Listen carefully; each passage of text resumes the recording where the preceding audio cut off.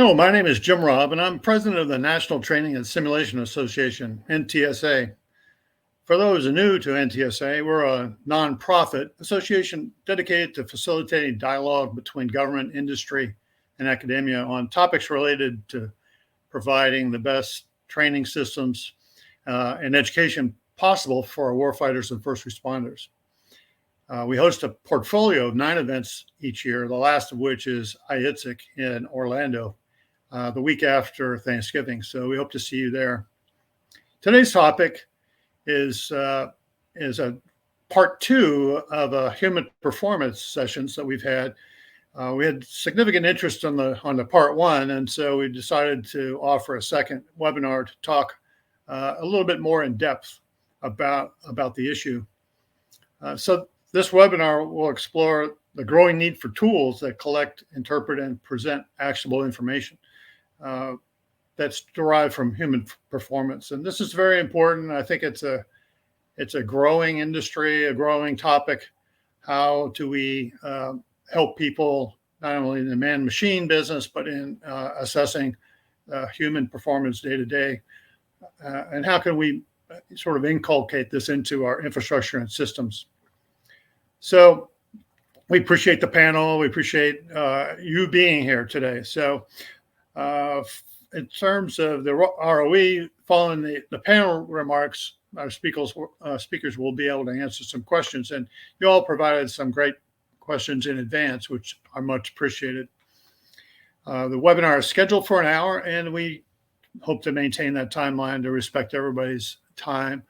We're also praying for all the folks who are, potentially in Orlando and around who are being threatened by the hurricane. I'm personally in Palm Coast in my hurricane bunker. So if I disappear, that's where I went. So now let me introduce our moderator, Ben Bell. He's the president of EduWorks, where he leads simulation training and decision support programs for a diversity of DoD clients and applications. He is a serial volunteer for NTSA in terms of being a ModSim World chair.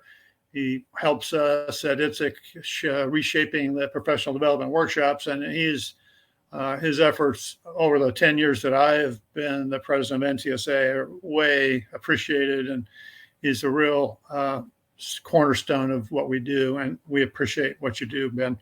So I'll turn it over to you, Ben, and I'll see you at the end. Thanks, Admiral. Thanks for the kind introduction. I'd like to welcome everyone. This is the second Human Performance webinar of the year, as Admiral Robb mentioned, after the great response we saw in the April webinar on the future of human performance. This month's topic focuses on human performance data and how back-end data layers and data processing can really propel and accelerate training. The term human performance data, it can conjure images of server farms archiving information about how each of us performs when we're being assessed. And that kind of imagery can be alarming to some people, even more so if you consider that we might not always be aware that we're being assessed. But I think as practitioners in this community, we all understand the importance of making performance data paint the most relevant, actionable, and transparent picture possible. And that means performance data has to be shareable and standard and portable. And I know those terms are intuitive, but there's a lot of complexity there.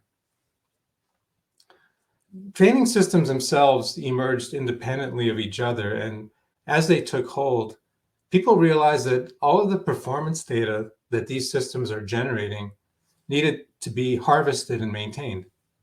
And not just maintained, but also harmonized and interpreted, so that everything someone is doing to master new skills is reflected in a complete profile of what jobs that person is capable of doing. This presents some steep engineering challenges, of course, but it's more than an engineering problem.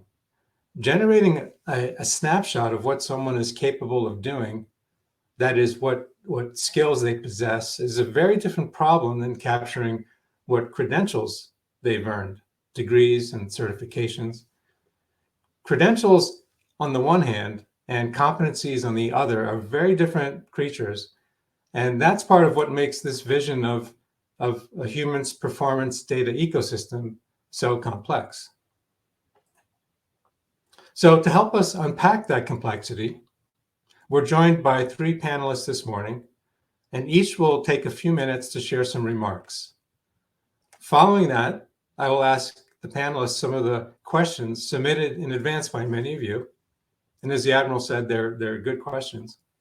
And then finally, we'll have a live Q&A taking questions from the chat. Our first panelist is Dr. Wink Bennett, the Readiness Product Line Lead for the Airman Systems Directorate at Wright-Patterson Air Force Base. Wink is a fellow of the Society for Industrial and Organizational Psychology and for the Association for Psychological Science.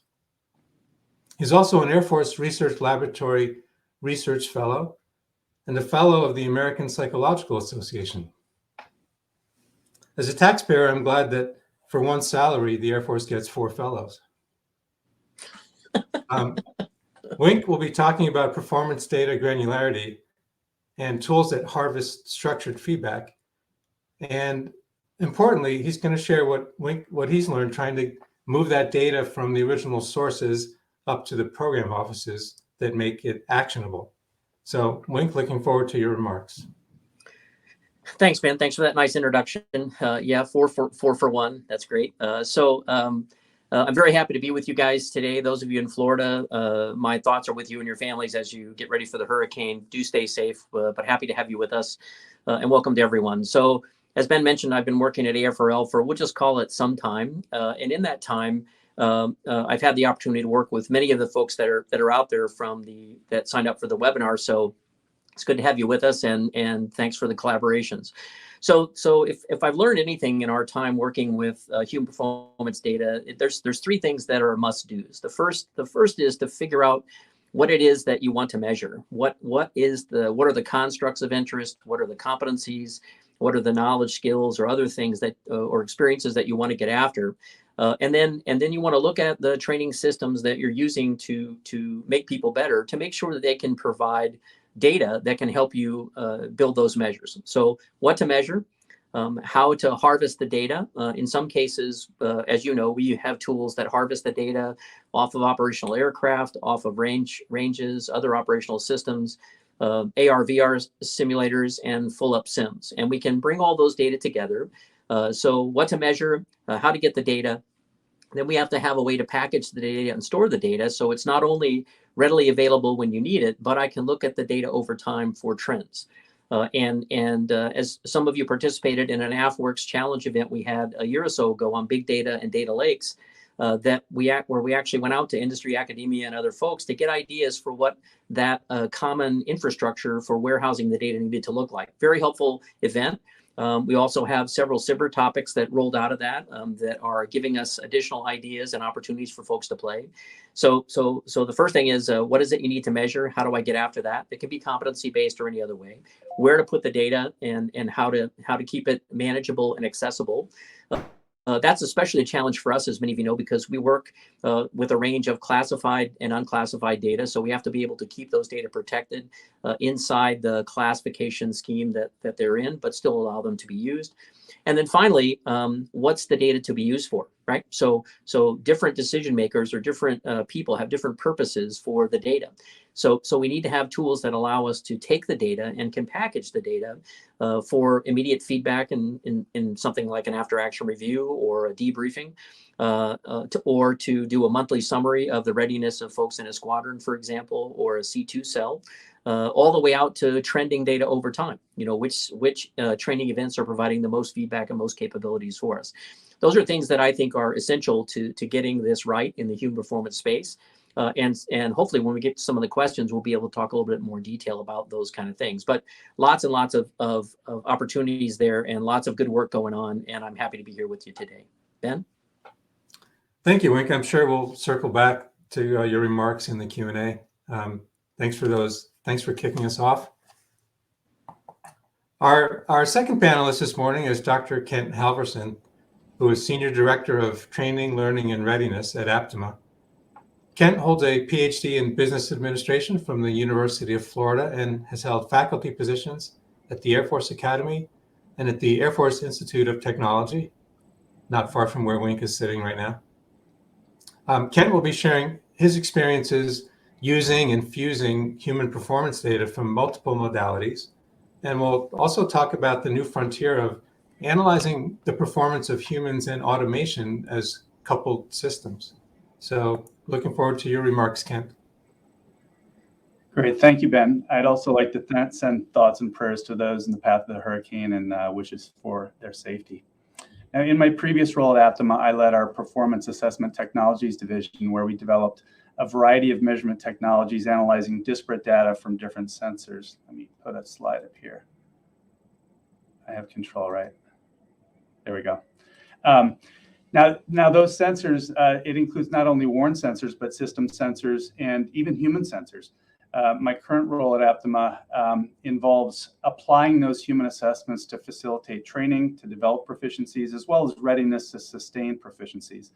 And what I'd like to do here in the next few minutes is to help frame the problem a little bit more and dig down a little deeper. These three challenges that I have listed here, the first is how to model the data in a way that can describe or even predict, ideally predict readiness. Just because we have the data doesn't mean they're easy to utilize. It requires the development of accurate models. The other challenge is the wide variety of data available from so many potential sources. I'll go into that a little bit. And then finally, despite the data we have, sometimes the data are missing context that could result in inappropriate inferences. All right, so bear with me here. I like to begin with an example that I used when I was teaching a graduate course on research methods. Most of my students came from engineering backgrounds, and I tried to contrast the differences between predictive models in the physical sciences and in the behavioral sciences. On the left side, you see the performance of the beam is dependent on only 4 variables. Wouldn't that be nice? And more importantly, 100% of the deflection of the beam is due to that force applied. On the right side, you see a variety of forces that could be applied to a human, and that's just a very short list of all the things that influence behavior. The beam doesn't have a personality. It doesn't have good days and bad days. It's pretty much the same every day. So developing predictive models of humans with all those factors is extremely difficult. If you could develop a model that predicts performance, any one of those variables in that model accounts for very little of the actual performance in the social sciences. Most of you know, if you can account for 10% of human behavior, you're doing pretty darn well. Back in the early 2000s, when I built this slide, some of the forces that I listed on that slide seemed outlandish. Like, how could we measure the effects of coffee and sleep on performance? But we now have the technology to measure those things and build them into our models, which is pretty exciting. We also have data from wearables and other big data sources and sophisticated machine learning algorithms that can reason across those big data sets to identify those subtle patterns of performance. It's critical that we build these models grounded with some reasonable explanations and not just blindly accept what the algorithms are spitting out. Now, we don't always think about humans as emitting signals. I developed this graphic a few years ago to show how human behavior presents within each modality. In the center, you may have noticed that I represented the humans with their machine teammates. I'm suggesting that we may need to evaluate human-machine teams as an entity and how that HMT emits data as a system. For some tasks, only one modality may be what you need to get a reliable measure of human performance. For other tasks, you may need data from a couple of those pieces of the pie there. One of the biggest challenges, though, is to fuse all the data from those disparate data sources. For instance, many of the physiological signals are analog waves that require some feature extraction. Those types of data are continuous and they stream. Other data are event-based, and you might have only sporadic data inputs. Considering that most of the environments that the DoD operate in are complex and dynamic, it's necessary to collect those data and fuse them over time to look at longitudinal patterns, not just cross-sectional patterns, so that we can accurately model what's going on in those dynamic environments. And ultimately is how can we leverage these signals in a way that can assess and ideally predict readiness. Now, finally, I wanted to emphasize the importance of context when analyzing human data. Our days tend to be cyclical, and we can collect data at different times of day for different tasks, but depending on what task we're doing, the data can vary significantly. The medical community has it easy. They can control for so many things that confound the data. For instance, when you take a glucose test, you need to fast for 12 hours.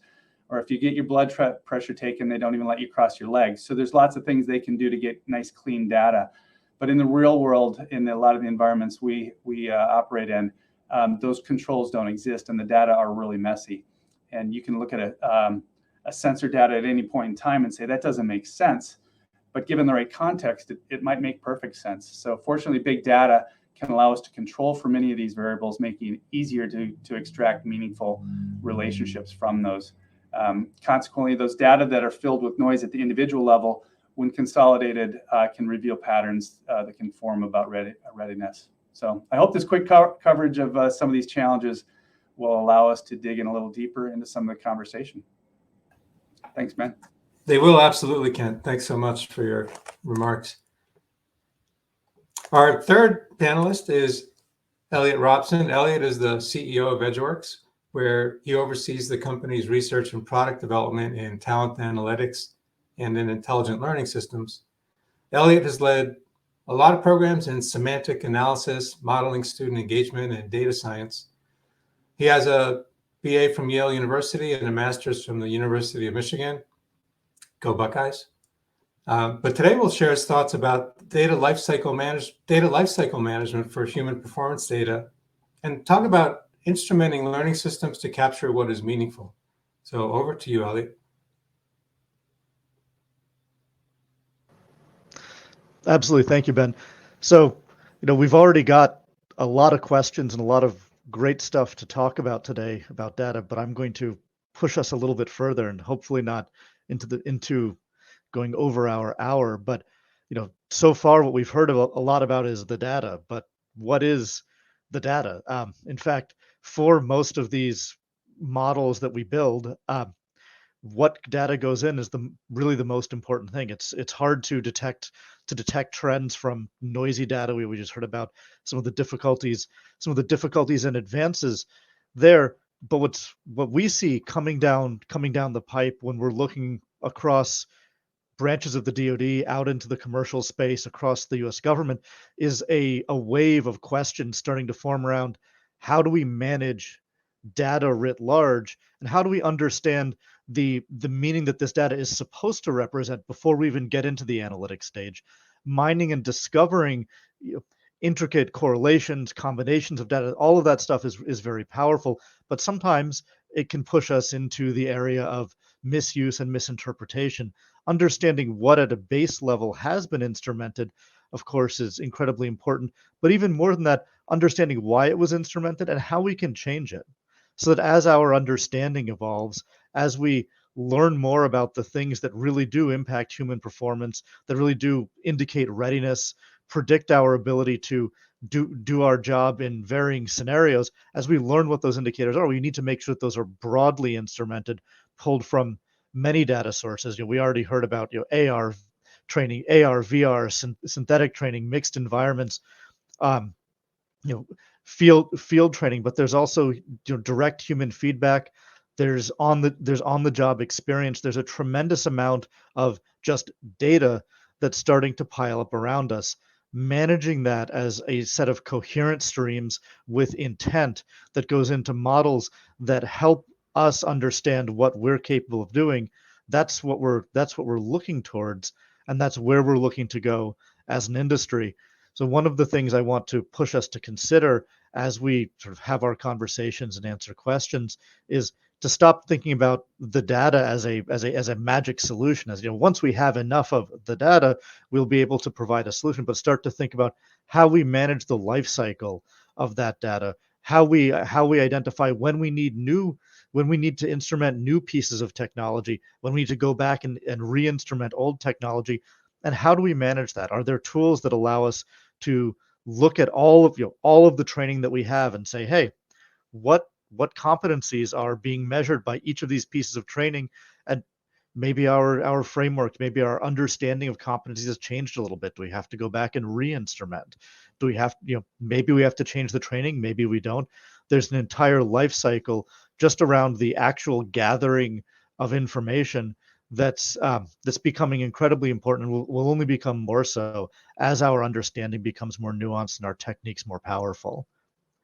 So I know that was fairly quick, but I think our previous two panelists have done a great job covering the core ground. I just wanted to push us a little bit off into the weeds of looking at what's coming next and being concerned about a future where we may not have enough management and understanding of the data coming in, and that could slow down our development and our ability to really predict and understand readiness and improve training outcomes.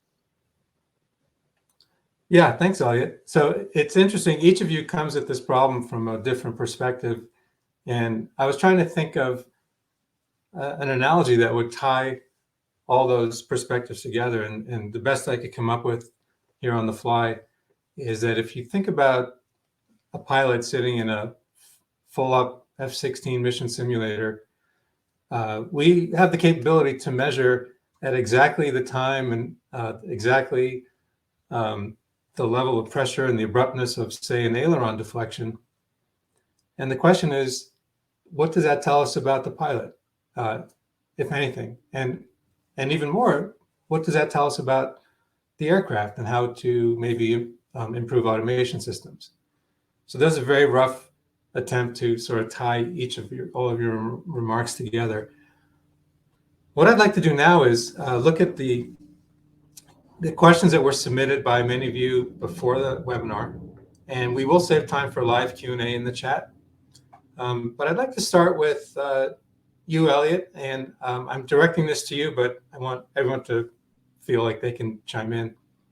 So the first question is, please discuss the advantages and disadvantages of automation objective data collection with respect to readiness, specifically the use of Xapi statements and profiles. Yeah, absolutely. It's a great question. I want to start off by saying I'm going to talk about a few advantages, but rather than disadvantages, I want to focus on dangers, because in my opinion, there are rarely disadvantages to instrumenting a data stream, but there are often dangers to misusing an instrumented data stream or inappropriately using it. Of course, there can be security concerns. There can be personally identifiable information or concerns along those lines, legal issues.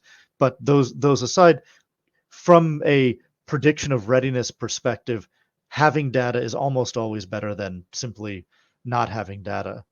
That said, in this space, when we're talking about training and readiness, it's important to note that Xapi it's a great standard, but the selection of the profile that you use dramatically impacts the kind of data that you get out of any particular system. When we're talking, I was just talking about data lifecycle management and how you might need to change your mind, and the Xapi profile of choice is one of those areas where you really might need to change your mind. You may have gone in a few years ago and been using one of the early Xapi profiles when stuff was sort of coming out of tin can and discussions were going on around Xapi that primarily instrumented success and failure. It said, did this person pass a particular course? And then maybe at a lower level, how did they do on each question? That kind of data stream at the time was considered very rich, and we had this idea that would be enough. But over the last several years, what we've really learned is that we want data streams that are much more tied to what the question was about, what the person did. This is more competency and skill-based data coming out of your data. So one of the real dangers of that objective data collection is simply, you may be collecting the wrong data, right? That said, when we ask about what are the advantages of the automated objective data collection with respect to readiness, obviously being able to inform our notion of readiness and pass that on to decision makers. Another really important point here is that we don't want our systems to make the decisions for us. We're not at that level of technology, not today, and probably not for a while. Having final human review having that human in the loop who really is an expert and has seen the vast number of variables in application of readiness, not simply in determination of readiness, is absolutely critical to making those final decisions. So what we're looking for is a nice data feed that properly informs our models that can support better decision making, and that really is what Xapi is about. And when done correctly, that's the advantage that we gain from it. Any of the other panelists want to remark on this question?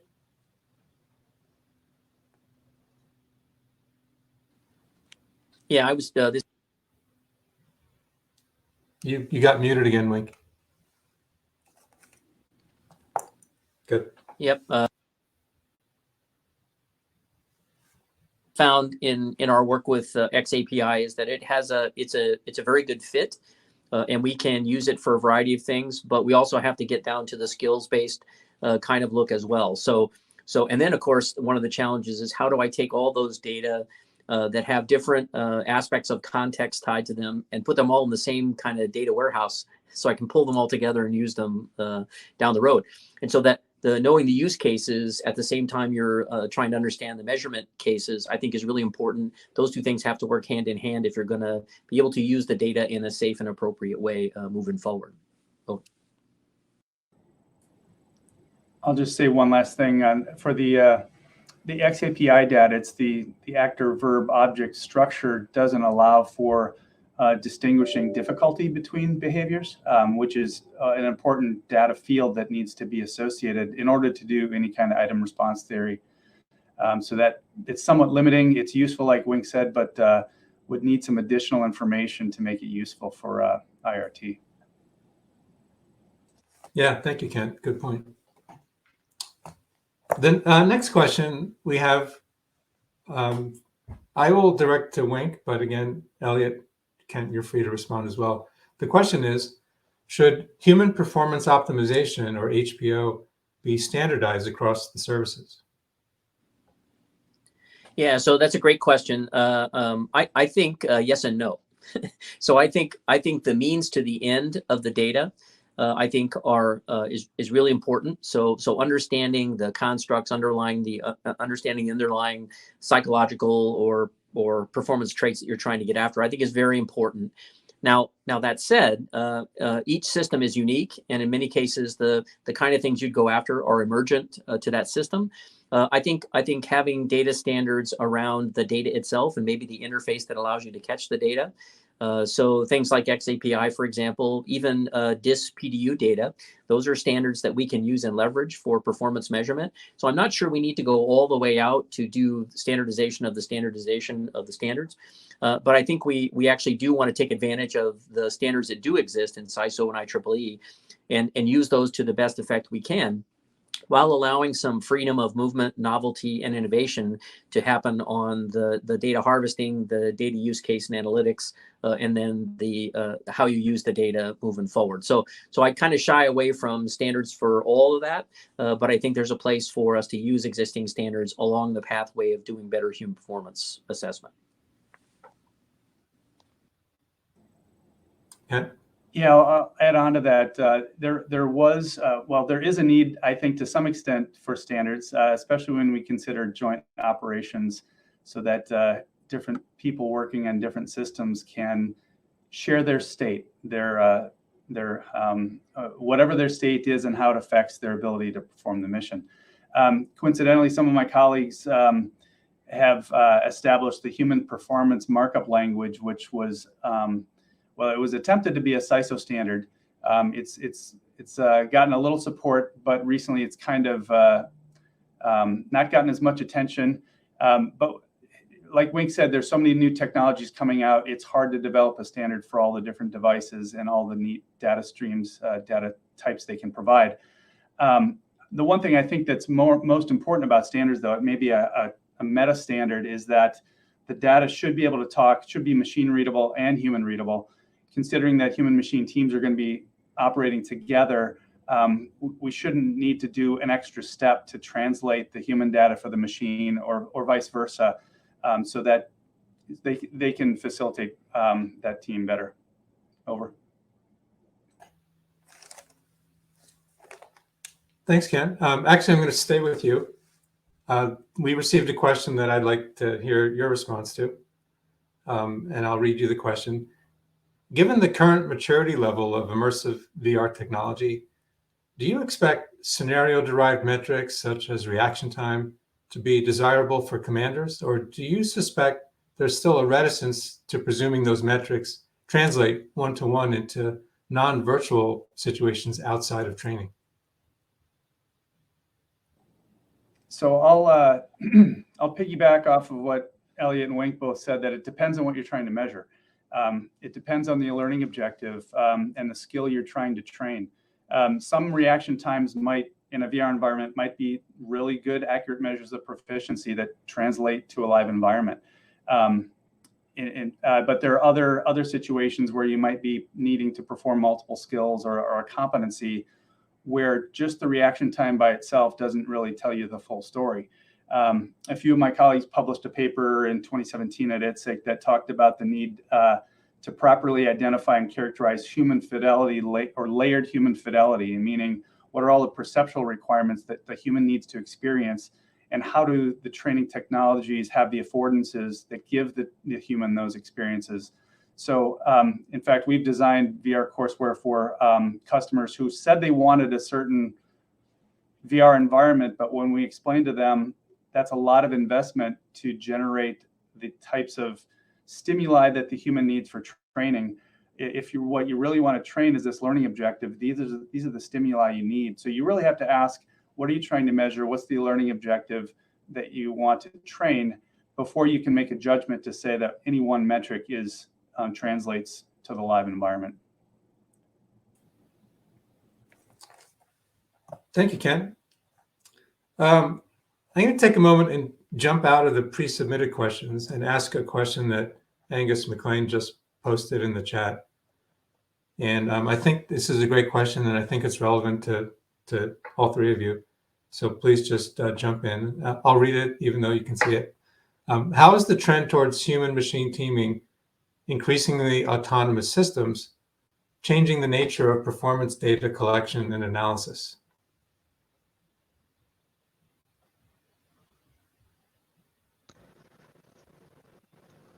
Well, I'm happy to take a first swing at that, since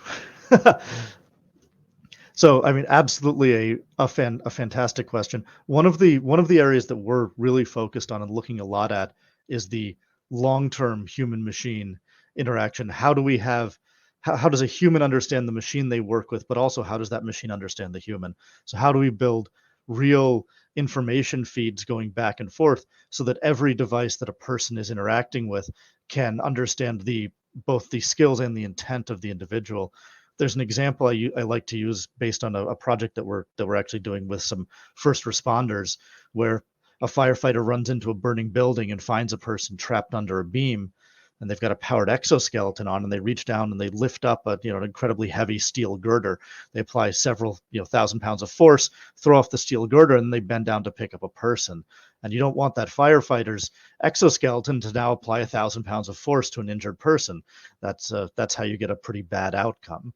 And that's a really sort of physical focus, not a training example, but this is the kind of place that we're really going to with human machine teaming. Everything that we do 5 years from now, 2 years from now, is going to be heavily machine assisted. And as we are better able to inform those machines about what our skills are and what our goals are, they're going to be better able to support us. So as Kent was discussing in his presentation, we absolutely, moving forward, need to consider the human machine as a single team, as an autonomous system, or even as a system of systems. Right? These machines are also interfacing with each other and interacting around a person to support and enhance their output and their readiness.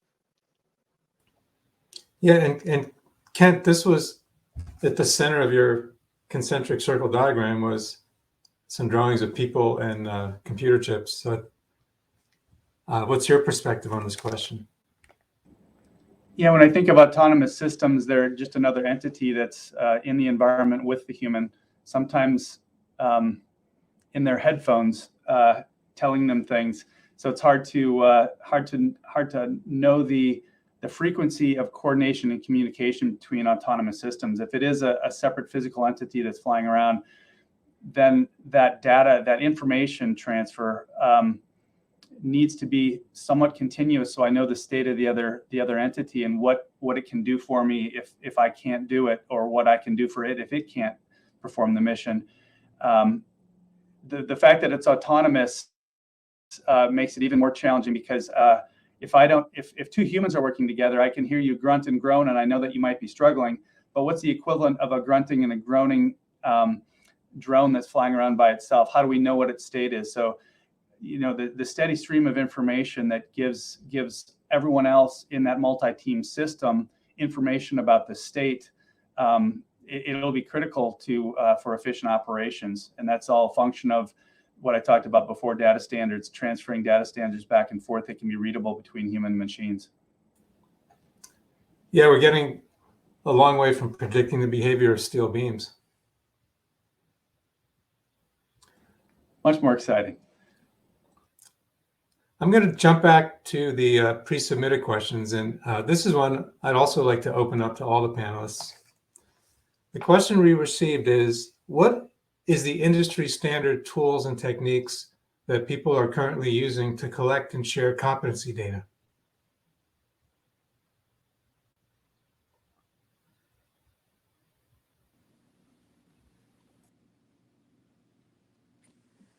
Wink? So this is Wink. I'll take a first shot. So the team and I, over the past 20 years, many of you have been involved in this, have created a competency framework we call Mission Essential Competencies. And one of the things that we fought hard to keep in the hierarchy, though some of our operational subject matter experts didn't, was a thing we call supporting competencies. And I think what you have to do in the supporting competencies are things that you'll see represented in a lot of other competency frameworks that are out there: leadership, time management, communication, task management, those kind of things, and you'll see those quite a bit in these other competency frameworks. And so I think if you're trying to look across competencies, there aren't any standards really, but I think you can go in and use something like interocular trauma, where you take two different approaches to competency definition. You can look across them and identify where the common the lingua franca is across different competency things. Rand and in some collaborations we did a couple years ago tried to build what we might call a crosswalk methodology, and it worked pretty well, but it only worked inside, as best we could tell, inside our competency approach. And so I think there's not a standard, but I think there are a number of research-driven competency frameworks like ours and others that are out there. You just have to look across them and find the one that actually fits the context for the data you want to collect and helps you define the metrics most appropriately. That would be my take. Over. Thank you. Elliot? Sure, absolutely. So in terms of standards, I completely agree. There aren't necessarily single, overarching standards for competencies and competency frameworks. There are lots of ways that they're done, but in some of our work, and I should say supported by the ADL and many and all of the branches of the DoD, we've been working on the competency and skills system, which is an open source technology and project for storing, transporting, reusing both competency frameworks and individual assertions about individuals. So what they're capable of doing. We've seen a lot of success in supporting crosswalking. So there are tools there that allow you to do that difficult work of saying, how does this standard and this competency set, whether it's mission essential competencies or sometimes even mission essential task lists or any of the many large competency frameworks out there like ONET to your local competency framework that you're just using in your small business or your piece of training. Mapping all of that together is something that it still honestly requires more work than we'd like. We do our best to support it with both instructional support tools, AI driven tools, human support tools, all of this. But at the end of the day, the way I look at competency frameworks is I consider them to be a particular human perspective. It's a reification of an individual expert or set of experts' beliefs about what people need to or should be able to do to perform a job, a task, whatever it is that the competency framework is about. And because it's a reification of a perspective, there are as many ways of defining that as there are perspectives. So you can have, we do a lot of work with leadership and leadership frameworks. There are a lot of leadership frameworks, and there are a lot of perspectives on what it takes to be a great leader. Sometimes crosswalking them makes sense. Sometimes one thing is similar or the same as another.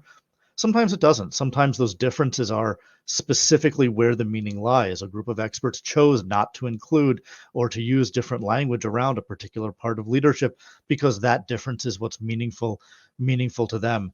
So there's a lot of work going on in this area. But to sort of directly answer the question about tools and techniques, I highly suggest you check out the open source CAS project. Thanks, Elliot.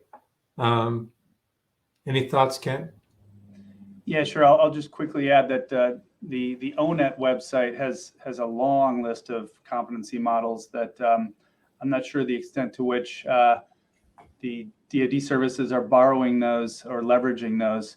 I can say that Space Force is jumping on board the competency train heavily with visions of using competencies extensively, and they're working with Air Force partners to help develop those, developing something like foundational competencies, which are similar to those supporting competencies that Wink mentioned. But there's a lot of different takes. I don't know how consistent they are across all the different approaches. A lot of it involves knowledge elicitation that can introduce a lot of variation on what's generated. But it's good to see that there's options out there for competency modeling. Over. Thanks. Yeah, that's a very important topic. It's somewhat central to the genesis of this of today's webinar. I'm going to stay with you, Kent, and go back to one of the questions that we just received in the Q&A tab. This is from Jelke Vanderpaal. And the question is, do you have an idea or experience with how to relate a team performance to the individual competencies of the team members? Great question. Yeah, great question. Not an easy problem. Yeah, team performance is, I look at two aspects of team performance. There are outcome performance metrics. Did they win or lose? And then there's process metrics. How well did they communicate and interact and coordinate to achieve some of the predictive tasks that generated the outcomes. So teams require interaction, and it's all about information flow. And so there are plenty of human performance measurement systems out there that can capture team communications, and you can identify patterns among those people on the team and see some fairly indicative patterns that can emerge. For instance, we did a study a long time ago on submarine crews and looking at their interactions, and you could tell, it was obvious by looking at the communication patterns, the difference between an experienced crew and a novice crew. We've also done pattern recognition of interactions on Intel ops floors, where we found out who was interacting with whom, and it led to the redesign of a new building floor plan, because they said, if these people are talking to each other on a regular basis, this is how the ops floor should be designed. So there's lots of data that you can collect on how people interact, whether it's chat comms, telephone comms, email, or even proximity data from wearing sociometric sensors or some kind of beacon that tells you where they are. Now, linking those behaviors back to competencies is challenging. Communication is a competency, but communication can be decomposed in a variety of different aspects of competency or of communication. So it would require a very detailed approach at designing performance measures that link back to those. So it can be done. It just, like Wink said in the introduction, defining what that skill is and what the behavior is critical. Over. Yeah, and you mentioned, actually, I'm going to take Yelka's question and tweak it a little bit for Wink. In your experience, or with initiatives that you see on the horizon, is the Air Force interested in training and measuring and distinguishing between individual warfighter skills and then team level competencies? Yeah, they are. And I was going to say, following up on Kent's comments, we've developed a process. It's kind of old school. It's a facilitated workshop where we'll actually take the either learning objectives or knowledge skill descriptions or competency set, if you have those, and use those as framing for the discussion on measures and metrics. And so by default, when you do that, you get a linkage between those particular things and a given set of metrics. And we tell the teams that we work with to think mostly about the individuals. And so you could say that it's a sum of the parts kind of thing, but it really isn't in the team context, because there's compensatory behaviors and other things like that. And so I think the Air Force is mostly interested today, certainly in the tactical fast jet kind of thing, on the individual level competencies. But now let's switch to joint all domain ops or command and control or intelligence, surveillance, and reconnaissance.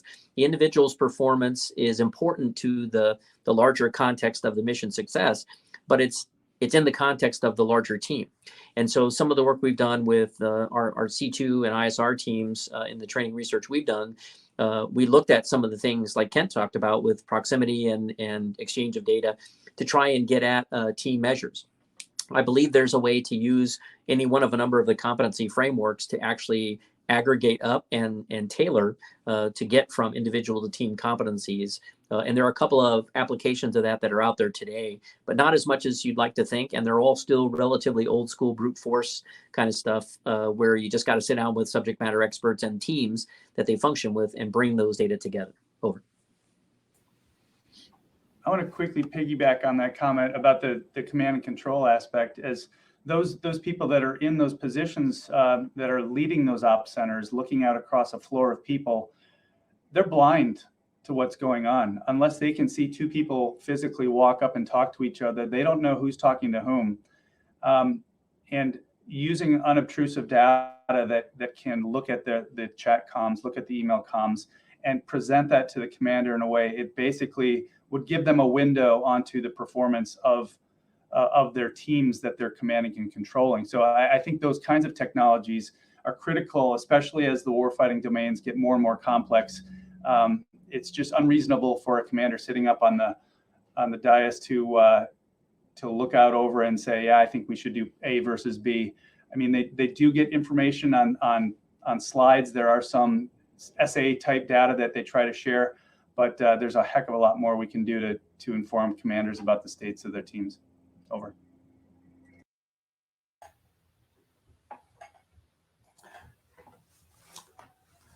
Okay, thank you. I'm going to read you a question that we just got from Jeff Tasserman.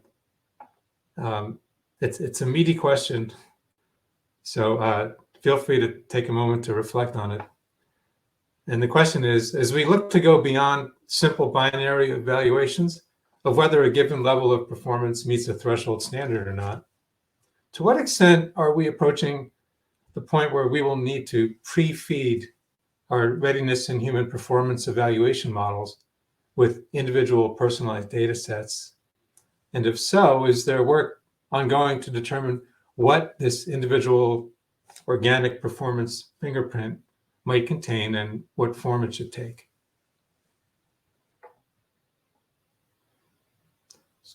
That is a good question, Jeff.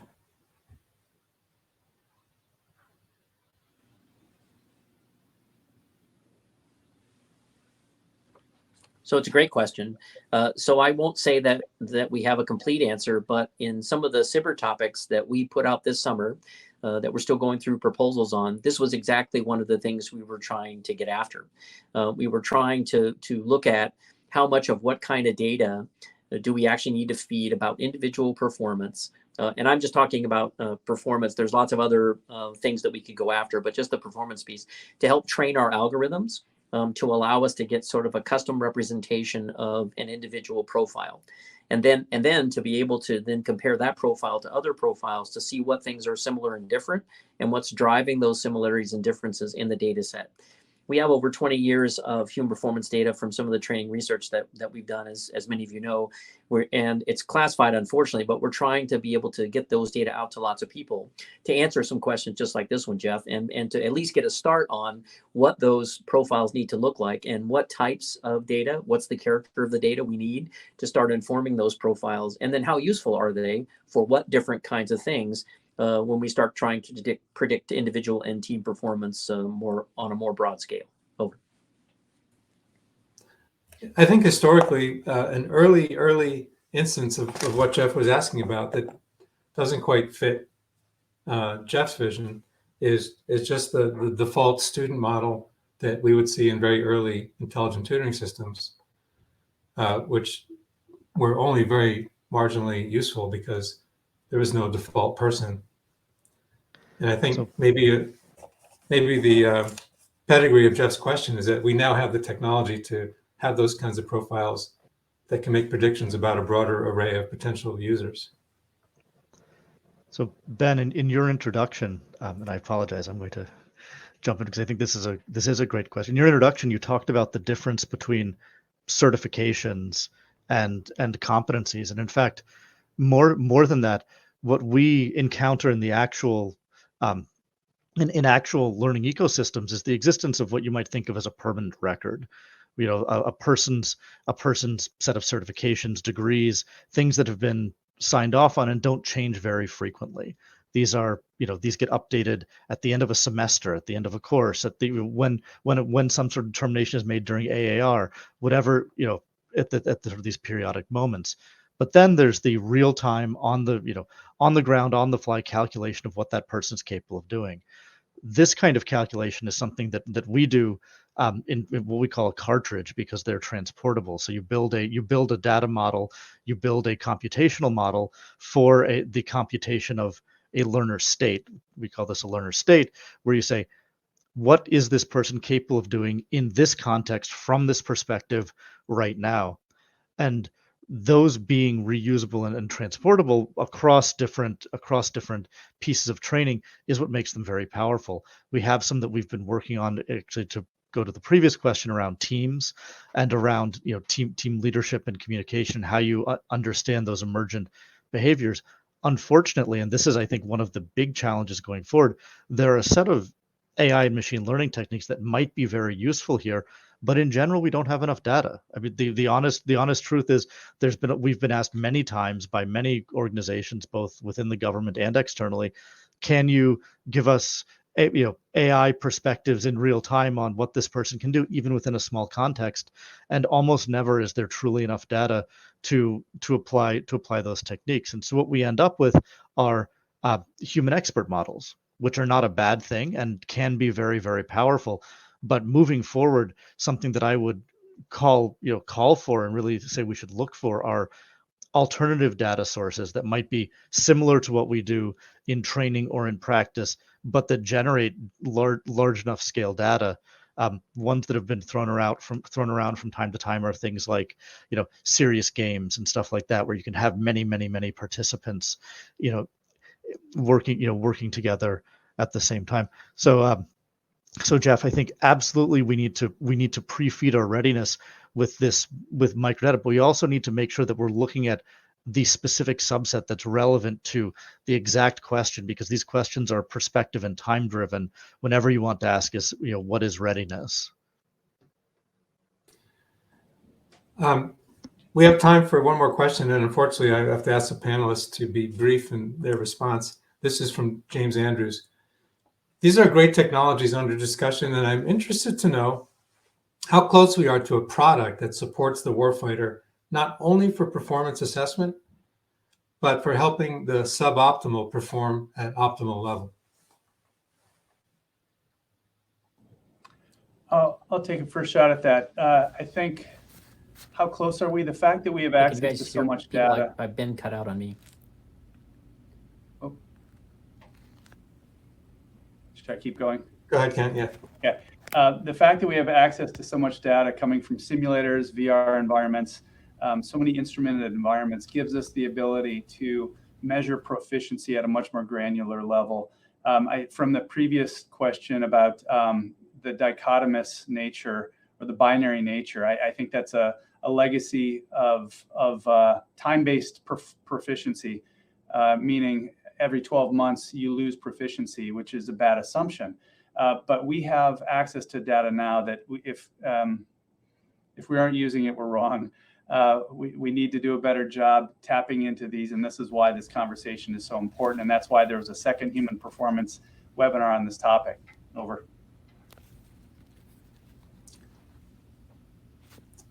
Any brief response from Wink or Elliot? Okay. Well, I'd like to thank all the panelists, Wink, Kent, and Elliot, for Hey Ben, this sharing. is Wink. My microphone stopped working. I don't know if you can hear me. Oh yeah, no, we hear you now, Wink. You're welcome to jump in. Okay. Well, I'd still like to thank Wink and Ken and Elliot for sharing your perspectives on human performance data and about what tools are emerging that can help manage and act on that data. I'd like to thank each of you in the audience for attending and for participating in the conversation and for some of those really meaty questions in the Q&A. And to close out this morning, I'd like to invite Admiral Rob to share some concluding remarks. Admiral. Okay, thanks, Ben. That was a great panel. It's an important topic, and I think something that is a wide range of application about how and why we would measure human performance. Some of it is task related, others are more complex.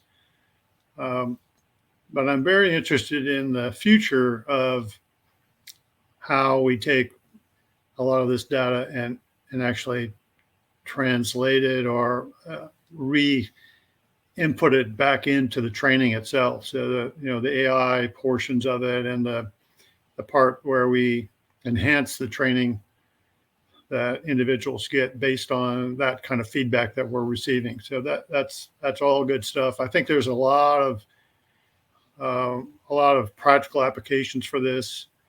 I see it in simulators. That's kind of an easy one. I see it in OSD where they're trying to collect performance data in an assessment kind of way. And then there's just a host of other ways. So we need to keep working on this. I think the data part of it that you all have worked on here today is very important. A lot of it designed around what data needs to be collected and what doesn't need to be collected, and then not data for data data sense. So it's important stuff. So again, Ben, thanks for all your efforts and the team and Wink, and congratulate all of you. I think that we'll see. I think there are a lot of folks today that are thinking about something else. So into the path of the storm, especially in Orlando. And I just remind everybody that the session is recorded and will be available on the NTSA website. So the content lives on, and I'm sure there'll be a lot of folks that will come back and take a look at this. I would be remiss if I didn't make a plug for ITSEC, which is going to happen in Orlando on 28th of November to 2 December. We have an incredible program. It's grown from 30-some special events to 43 this year. We have the Vice Chief of Staff of the Air Force coming. We have the Chief of Space Operations coming for a fireside chat, and then a host of other panels. The response from government and OSD in particular has been just incredible. So this is truly going to be one that's going to break records, and you're going to want to be there. So make your plans early. Hopefully the convention center will live through the storm. So with that, I continue to pray for the health and safety of those in the path of the storm, and we thank everybody for their attention. If you have any specific questions or subjects you'd like to put into the webinar series, please contact me at jrob@ntsa.org. And join us next month where we will have a webinar based on sort of a part 2 of our metaverse discussion. So with that, thanks again for being here, and we'll see you next time.